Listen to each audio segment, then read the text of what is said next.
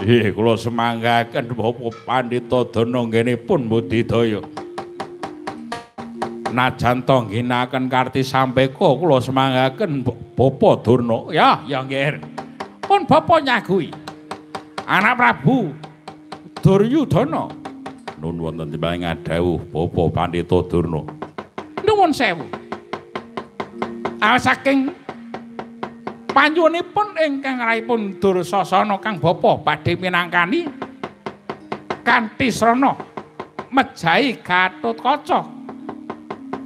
Menika kangge srana putu kula Dursala saged nampi pasuwargan.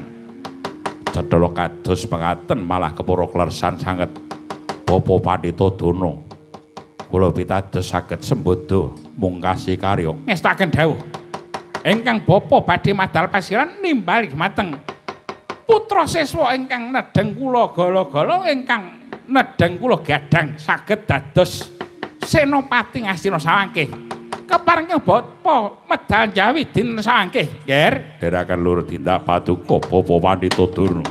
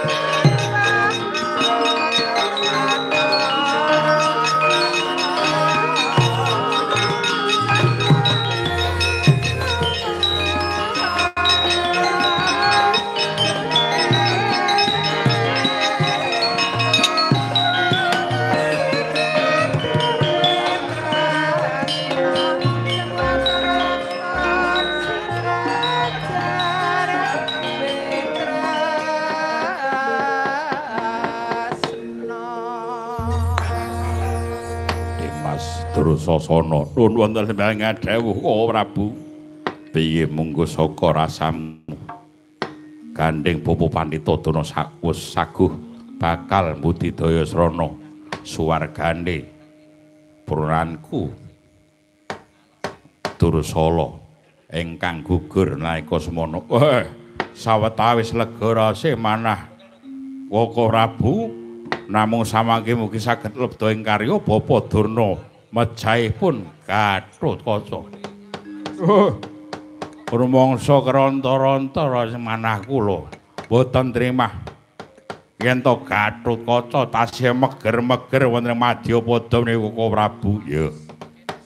Muga-muga kasembadan setiamu lan kegayawane Dursasana ing kalenggan samengku. Mekaten Kaka Prabu nyuwun berkahipun nyuwun paestunipun kewala. Paman Senguni nuwun wonten ing dawuh. Medal Jawi. Paman Harya Senguni kula aturi niti prisa menapa ingkang badhe dipun lampahaken dening Bapa Pandhita Durna ing samangkih. Yenipun budidaya sirnanipun Gatotkaca. Ngestaken dawuh. Titipun pangandikan keparenging Bapa nyuwun pamit madal pasilan. Sampun boten wonten dawuh malih. Kula medal Jawi Paman Senguni ngestaken dawuh Anak Prabu. Dimas Kartomanu wonten dawuh budalna kang marasa bengsun bakal kundur kedaton. Ngestaken dawuh. Titipun pangandikan keparenging Rai nyuwun pamit madal pasilan. Ya sing praitna ati-ati Dimas Kartomanu. Nggih, Dursasana.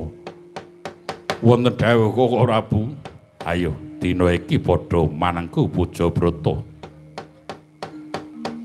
nyuwun marang panguwasaning dat kang amurwing dat muga bisa kasembadaning sedya nggayuh santi mulyaning praja.